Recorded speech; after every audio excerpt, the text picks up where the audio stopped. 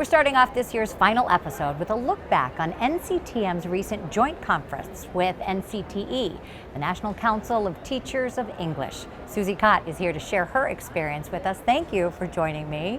Thanks for having me. Let's talk a little bit about what math and English teachers can learn from one another. In elementary, teachers are responsible for all content areas, and so when the same teacher is teaching both English or English language arts and math, and so they can come together and really think about how strategies can be implemented in both content areas, or also help each other in how to implement effective strategies in both. That might be a little bit different for math and English. So it's really a great opportunity for teachers to come together to one conference and have a shared experience. Can you go more in depth into that kind of knowledge content sharing? Well, there's there's some crossover in English and math, and even though we might not realize that. So in elementary years, we're doing a lot of things like incorporating math literature into the math classroom, or we're adding like some math language structure. So we're getting kids to talk about math, because we know if they talk about math, they're speaking and listening, they're going to learn math at a deeper level.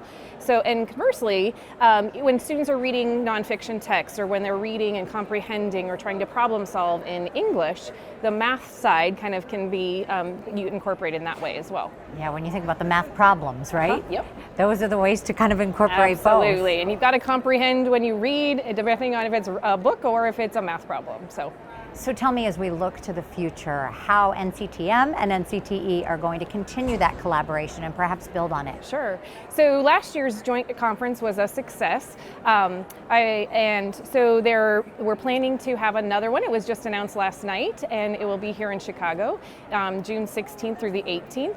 And so that will be a nice collaboration again, to have more teachers come back. The feedback from last year was wonderful. Teachers were saying it was meaningful and relevant. They were inspired to go back to their buildings. Actually, and not even just teachers, but coaches.